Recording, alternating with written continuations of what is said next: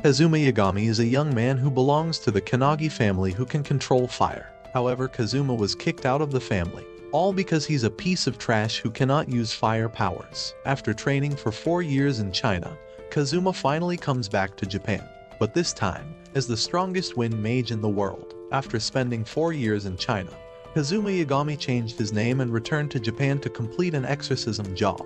At the client's mansion, he meets a member of the Kannagi family, who mocks Kazuma for being the family's trash, but Kazuma just ignores him. The guy takes the lead to capture the evil spirit but fails. The client begs Kazuma for help, offering him a bigger reward. So Kazuma moves forward and beats the evil spirit using his wind magic. Later, when the successor of the Kannagi family Ayano returns home, she gets to know that Kazuma has returned and has become a wind magic expert. Her father, Jugo, feels sorry for him as Kazuma has to leave his family because of his lack of skill. Therefore, Ayano owns the family's traditional sword in Reiha and will be the next head of the family.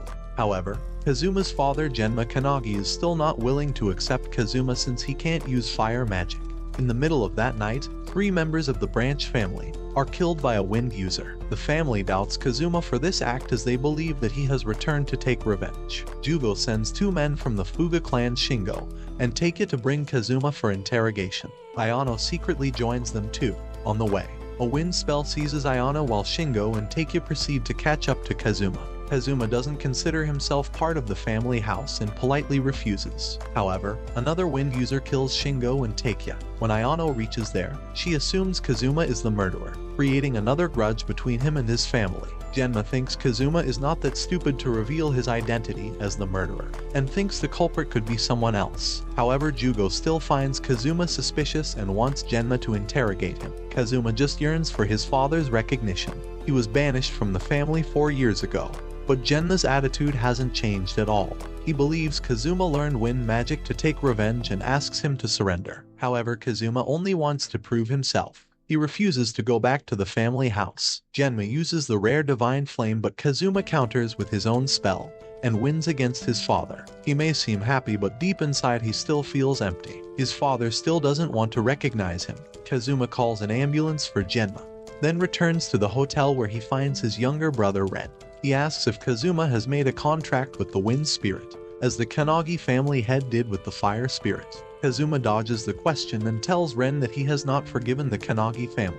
Even though he has changed his surname, he doesn't intend on taking revenge. The Kannagi family will lose its status anyway, as the heir Ayano is too weak to lead the family. Yen texts Ayano about his meeting with Kazuma, making her head to the hotel. In the middle of the night, a wind user attacks the hotel. Kazuma takes his little brother and jumps out of the hotel. He tells Ren to hide while he fights the suspect. However, there are 2 intruders and one of them abducts Ren. Ayano believes that Kazuma did the damage while Kazuma was rushing to save Ren from the wind users. The police also suspect Kazuma for the hotel incident as they are unaware of other wind users. Kazuma finally decides to meet Jugo so they can get Ren back. Kazuma recognizes the person he saw last night. It's Hayao's son, Ryuya. Jugo reveals Fuga clan is a bunch of rebels. This clan was initially an underground organization possessing immense power. The Kannagi family sealed the clan's power source after defeating them. Now they have abducted Ren to sacrifice him to their god Yama and break the seal. Ryuya absorbed the residual energy around the seal, giving him power. Therefore, Hayao wants to break the seal to get the maximum energy out of it. He has reached the seal location with Ren to perform the forbidden ritual to break the seal. Only a Kannagi member can break the seal without getting burned. Hayao wants to use Ren and let Yama dwell inside Ryuya's body. However, the spirit will kill Ren as revenge for what the Kannagi family did. Ayano gets angry at the Fuga clan, but Kazuma tells her that it's the Kannagi family's fault in the first place. They were the ones who treated the Fuga clan like slaves for 300 years. Kannagi family only cares about power, and Jugo agrees to this. Kazuma agrees to help in defeating Ryuya in exchange for money. He looks at it as a job and says that he doesn't belong to the Kannagi family anymore. He may be showing off that he doesn't care, but inside his heart, he wants to save Ren at any cost. On his way with Ayano, they meet Ryuya, who is there to stop them from disturbing the ritual. Kazuma leaves Ayano behind to deal with Ryuya and proceeds further by himself. The seal has broken already, but Kazuma manages to save Ren at the last moment. After defeating Ayano, Ryuya has reached near the seal, letting Yama possess his body. As soon as the spirit has taken its full form, Hayao asks it to start the revenge by killing Ren and Kazuma. However, Yama doesn't listen to anyone and rushes to kill the one who sealed him. Kazuma CPRs Ayano with a healing elixir and chases Yama. While chasing, Kazuma drops Ren to defeat the evil spirits and goes after Yama. Kazuma combines his power and techniques with Ayano, but the attacks have no effect on Yama. Kazuma asks Ayano to buy some time until he gathers enough energy. At first, Ayano couldn't cause a mere scratch to the huge beast. She then remembers all the things Kazuma said about not giving up and fighting till the end.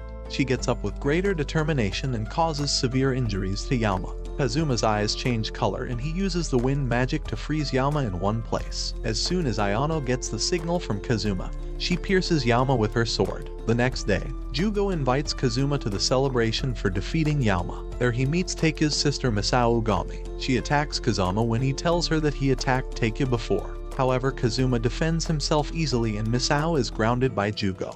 Kazuma mocks Take for getting killed because of his weakness and leaves the celebration. The next day, Ayano runs into Kazuma while he is outside a hotel with a girl. Ayano denies her feelings towards Kazuma, but she and Ren follow him around the whole town. They find Kazuma meeting up with Misao and then they walk together towards a hotel. But it's a trap set up by Misao to kill Kazuma by hiring snipers. Kazuma survives all those pity attacks, telling Misao that she has changed a lot since they met years ago. Misao believes Kazuma is responsible for her brother's death. Kazuma requests Ayano not to punish Misao as she can't harm Kazuma anyway. Suddenly, a mysterious person approaches Misao offering her power to get her revenge. Misao has joined hands with the evil guy she met. She started killing innocent citizens to get enough power to defeat Kazuma. In just a few days, Misao has killed dozens of people, as Kannagi family has lost tracking ability after the rebellion of Fuga clan. Jugo asks Ayano to take help from Kazuma to investigate this case, using Ayano as bait. Kazuma succeeds in tracking the source of the evil energy reaching Misao's location. Ayano finds them as well and proceeds to attack Misao, but she disappears, saying that she will return after gathering enough energy to face Kazuma. The evil guy helps Misao absorb the energy from the souls she gathered. He convinces her that she's doing nothing wrong as her intention is right. Jugo has given responsibility for killing Misao to the Yagami family. The task is taken away from Kazuma, but he wants to continue anyway. Ayano wants to stop Kazuma as he won't let them deal with Misao. Moreover, she suspects that Kazuma is in love with Misao. The Kannagi family is taking help from Kirika Takabana, the same girl whom Ayano saw with Kazuma. She's a police inspector who helps the Yagami family track Misao hiding in a church. The Yagami family has reached there to defeat her. When Kazuma and Ayano reach the church, Misao has already killed her own family but is still unable to defeat Kazuma. The guy who is guiding her finally appears. He was just using Misao to gather souls, which he will use to increase his own strength. When Misao realizes her sins, she falls unconscious. The guy introduces himself as Michael Hurley from the Stars of Sagacity. He's a disciple of Kazuma's old enemy who has come to kill him. Michael turns Misao into a supreme dragon using the energy from the souls he collected. Kazuma tells Ayano that he is determined to protect everyone, so he can't let Misao get killed in this battle. He combines his wind power with Ayano's spirit sword. It creates a divine flame that destroys the dragon without hurting Misao. Michael gets scared of Kazuma's immense power and escapes. When Misao wakes up, she asks to be killed, but Kazuma believes that she should repent for her sins. She then decides to live the rest of her life in the church praying for forgiveness. Misao asks why Kazuma spared her life.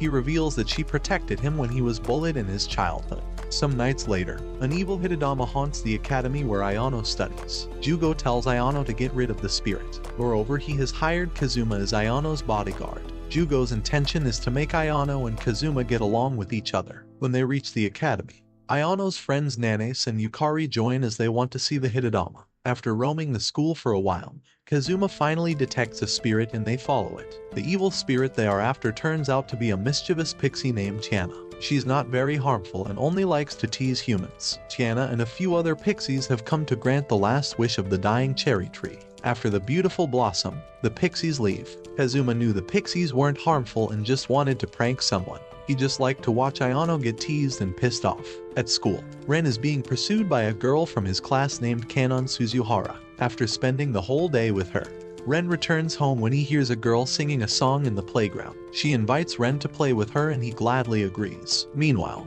Kazuma is having dinner with Ayano when he gets called by Tiana, making him leave in a hurry. Tiana asks Kazuma to help them in recovering the pixie's stolen treasure. Meanwhile, the girl Ren met is Ayumi. who belongs to the renowned Tsuwabuki family. A few guards come over to take her back, but due to their brutal behavior, Ren decides to save Ayumi from them. The Tsuwabuki family tells Jugo that Ren has stolen their treasure. Jugo orders to look for Ren and asks Ayano to stay alert. Coincidentally, the one who has stolen Pixie's treasure is also from the Tsuwabuki family. This family consists of individuals in a contract with the Earth Spirit. They are known to be heartless people, making Kazuma excited to fight them. The Tsuwabuki family is also responsible for looking after Fuji Mountain. The Fuji Mountain erupted for the first time about 300 years ago. Its energy is concentrated to form a behemoth that can bring calamity to the whole world. The head of the family at that time prayed to the Earth Spirit for help. In result, it sealed the monster inside the mountain, making her life in this attempt. The seal only lasts for 30 years, making the Tsuwabuki family sacrifice a member to renew the seal. Ayumi was the chosen one, so she wants to make some beautiful memories with Ren before dying. Mayumi and her attendant Yuji come to take Ayumi back. Ren tries his best to save her, but she simply surrenders. She is one of Mayumi's clones, created to be sacrificed in place of Mayumi. Even if she's not sacrificed, she will die in a month anyway. After Mayumi and Ayumi return to the Tsuwabuki palace, Kiraha changes her plan and involves Mayumi in the ritual too. Ayumi is running short of enough power to complete the ritual, so Mayumi must aid her. If the ritual is interrupted, then Mayumi might die with Ayumi. Therefore, Kiraha orders Yuji to deal with Kazuma, as he will definitely come to stop the ritual. Kiraha has actually turned her father into a statue when he tried to stop her from her evil intentions. Since then, she got the control of the Tsuwabuki's family. Moreover, she's performing the ritual for her own benefit. Jugo warns Ayano to stay away from the ritual, but she still helps Ren to meet Ayumi for the last time. However, they get blocked at the mansion door by Yuji, who has transformed into a stone monster. Ren uses his purifying flame to turn Yuji back into his human form. He believes that instead of this sacrificing ritual, they should defeat the behemoth and end this inhumanity all at once. Kazuma is ready to help his little brother in this matter, convincing Ayumi in the process. Kazuma rescues Ren, Ayumi and Mayumi from the cave. He also finds the real head of the Tsuwabuki family, whose last words are a request to stop Kiraha by all means. Just like Kazuma, Kiraha was also born without the ability to use her family's earth magic. This misfortune made her crave crazily for power. Therefore, she wants to perform the ritual to dwell the power of the behemoth in herself. However, Kiraha was unaware of the fact that she had been used by the behemoth. The behemoth was gradually transferring its power to Kiraha to revive itself. The behemoth is also the one responsible for Kiraha's lack of ability to use earth power, as Kazuma has accidentally caused damage in the cave. It resulted in the instant breakage of the seal. The behemoth Zenon escapes. All attacks on Zenon seem ineffective, as the monster has concentrated its power to create a barrier around itself. Ayumi witnesses everything and doesn't want to stand back anymore. She starts to perform a sealing ritual. Kazuma tells his brother that Ayumi is putting in her efforts because she wants to live with Ren. Therefore, Ren should put in his best efforts as well. The ritual suppresses Zenon's power, enabling Kazuma to defeat it with the Ayano and Ren's help. The Pixie's treasure egg was used to age Ayumi faster. Therefore, she has a small lifespan. Moreover, the ritual has also sucked out Ayumi's power, decreasing her lifespan from 1 month to a few minutes. Ayumi ends up dying in Ren's arms without any regrets, because she saved many other lives and got to spend time with Ren. Kazuma witnesses this all with a heavy heart and wishes to grow stronger to stop such